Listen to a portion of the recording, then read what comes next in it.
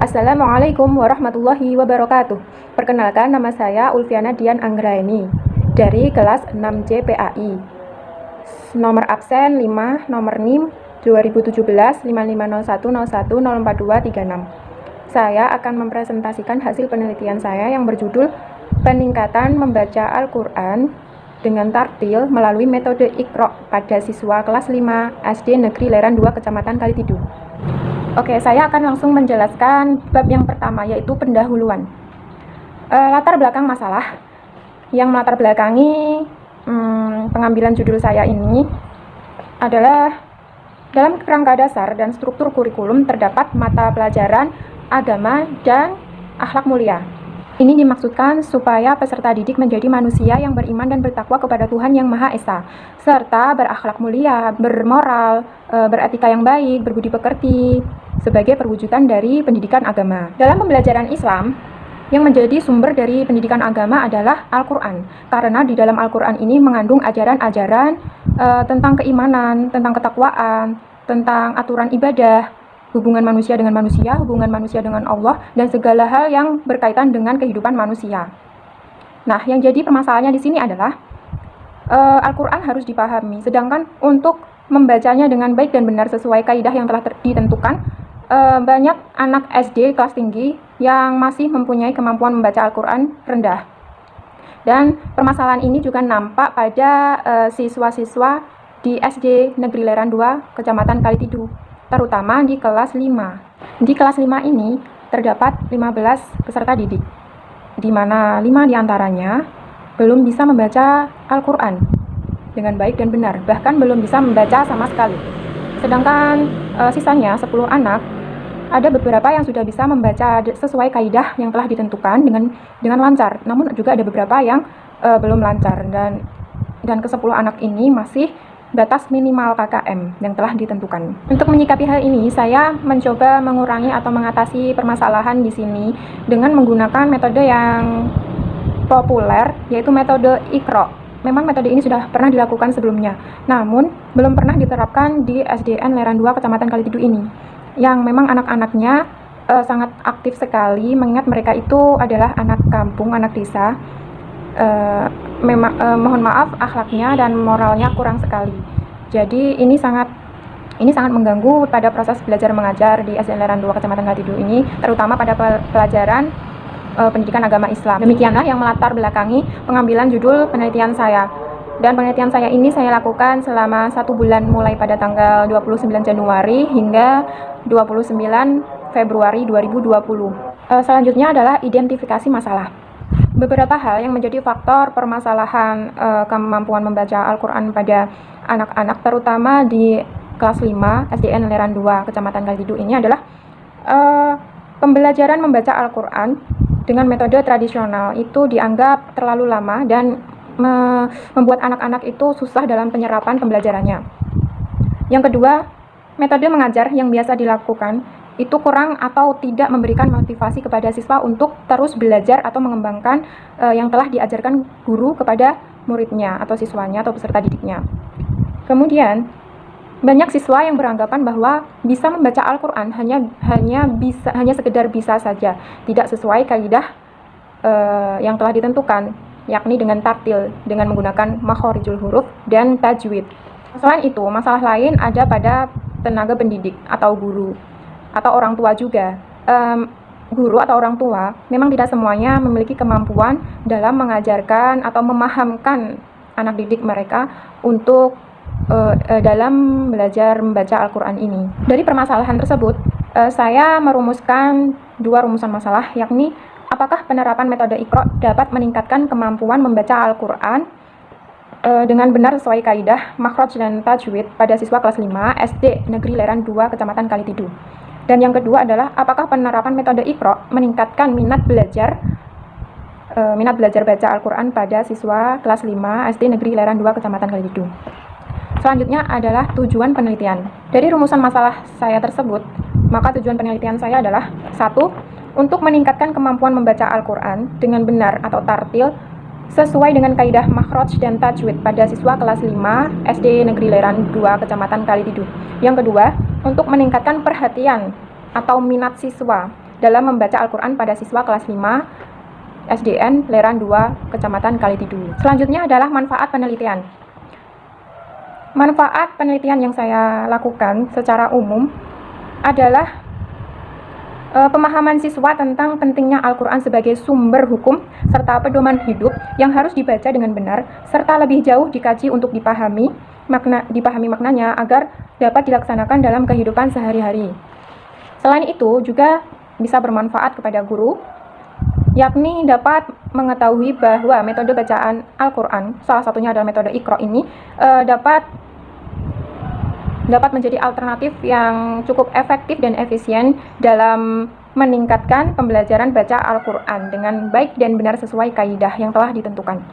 Selain itu, manfaat bagi siswa adalah dapat menambah pemahaman siswa bahwa belajar membaca Al-Quran dengan benar melalui metode Iqra bisa lebih cepat dan tidak membosankan dibandingkan metode yang lama atau yang tradisional. Selain itu, bagi sekolah dapat meningkatkan hasil belajar pada mata pelajaran pendidikan agama Islam khususnya. Yang selanjutnya adalah bab 2, yakni kajian teori. Kajian teori saya ada 2, yakni membaca Al-Quran dan metode yang saya gunakan yakni metode Iqra. Membaca Al-Quran. Al-Quran sendiri ini merupakan firman Allah Subhanahu wa Ta'ala yang diwahyukan kepada Nabi Muhammad SAW, Nabi umat Islam, melalui perantara malaikat Jibril.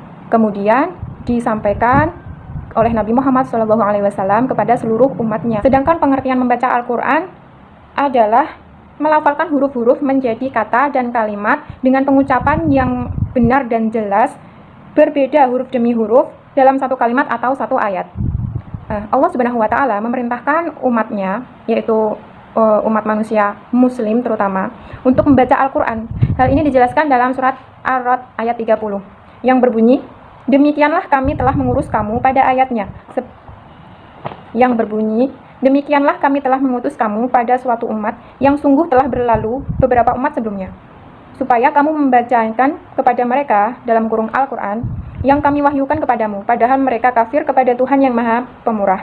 Katakanlah, dialah Tuhanku, tidak ada Tuhan selain Dia, hanya kepadanya aku bertawakal dan hanya kepadanya aku bertobat. Dari penjelasan tersebut, dapat kita simpulkan bahwa membaca Al-Quran berbeda dengan membaca bacaan yang lainnya. Bahwa membaca Al-Quran merupakan perintah Allah disertai dengan maknanya, agar manusia memikirkannya sebagai bentuk ketaatan manusia pada Sang Maha Pencipta. Selanjutnya adalah metode Iqra. Metode Iqra sering juga disebut sebagai cara cepat membaca Al-Quran. Metode ini dikemukakan oleh Kiai Haji As'ad Human dari Balai Litbang, LPTQ Nasional Tim Tadarus AMM Yogyakarta. Pada dasarnya, metode ini merupakan cara membaca Al-Quran tanpa mengeja, tetapi santri atau siswa langsung belajar baca 1, 2, 3 huruf, kata atau beberapa kata atau kalimat disertai melafalkan huruf yang benar dan aturan tajwid yang benar. Pada buku Iqra terdapat cara praktis dalam penggunaan metode Iqra. Salah satunya adalah mengenai judul-judul. Guru langsung memberi contoh bacaannya, jadi tidak perlu banyak omong atau banyak komentar. Selanjutnya adalah bab yang ketiga, yakni metode penelitian. Objek penelitian yang saya gunakan ada 2, yakni kemampuan siswa dalam membaca Al-Quran. Kemampuan membaca Al-Quran di sini yang saya maksud sesuai dengan kaidah yang telah ditentukan, yakni dengan tartil, sesuai dengan makhrijul huruf, dan tajwid. Sedangkan objek yang kedua adalah metode yang saya gunakan, yakni metode Iqra. Setting atau lokasi atau subjek penelitian. Penelitian yang saya lakukan ini berada di SD Negeri Leran 2, Kecamatan Kalitidu.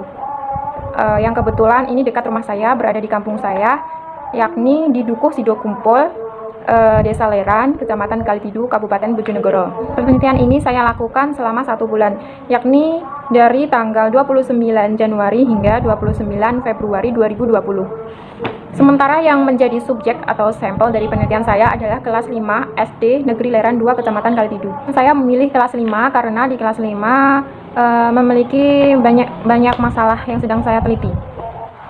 Penelitian saya lakukan dalam 2 siklus. Di mana satu siklus terdiri dari 2 pertemuan.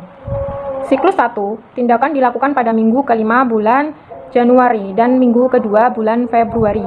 Sedangkan siklus kedua, tindakan saya lakukan pada minggu ke-4 dan minggu ke-5 pada bulan Februari 2020. Selanjutnya adalah data dan teknik pengumpulan data. Data yang saya gunakan dalam penelitian saya ini diantaranya adalah data tes hasil belajar, pretest dan posttest. Kemudian hasil observasi terhadap proses pembelajaran. Kemudian data tentang minat belajar yang saya dapatkan melalui pertanyaan-pertanyaan dalam kuesioner yang saya berikan. Selanjutnya adalah data tentang minat belajar siswa yang saya dapatkan melalui lembar angket. Kemudian catatan harian. Setiap pertemuan saya mencatat perkembangan-perkembangan dari proses penelitian, proses pembelajaran yang saya lakukan selama penelitian. Dan yang terakhir adalah foto ketika proses pembelajaran. Sedangkan instrumen yang saya gunakan dalam penelitian saya adalah silabus dan RPP, juz amma dan Al-Quran, format nilai untuk membaca Al-Quran, lembar observasi aktivitas belajar siswa, lembar daftar nilai pretest dan posttest, serta daftar hadir siswa.